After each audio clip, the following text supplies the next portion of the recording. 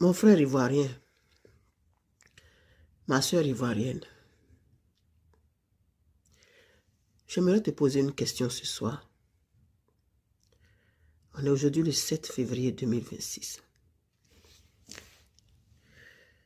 C'est vrai, tu es membre d'un parti politique. Tu es membre du parti politique qui est au pouvoir aujourd'hui. Et puis tout ce que ton parti politique fait, c'est bien. Tu applaudis tout. Lorsqu'on critique, tu viens nous insulter. Tu nous menaces et tout et tout. Mais j'aimerais te demander, est-ce que tu es conscient que le port de ton pays a perdu ses principaux clients à cause de problèmes inutiles et artificiels créés avec les voisins? Ouais, tu vas me dire que c'est leur faute, c'est eux qui provoquent, c'est tout, c'est tout.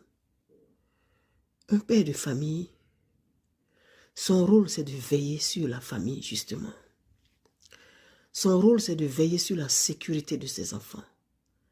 Le rôle d'un père, c'est de s'assurer que les enfants mangent à leur faim, que les enfants soient soignés, que les enfants puissent aller à l'école. C'est ça le rôle d'un père de famille. Et quand on a la tête d'un pays, notre souci, c'est de s'assurer de la sécurité de nos concitoyens, de leur offrir le minimum. C'est une grâce d'avoir son pays au bord de l'océan. La Côte d'Ivoire a eu cette grâce-là, d'être au bord de l'océan Atlantique. Il y a des choses dans la vie, quand on veut le bonheur de ses enfants, il y a des choses qu'on accepte de faire. Et puis il y en a qu'on ne fait pas.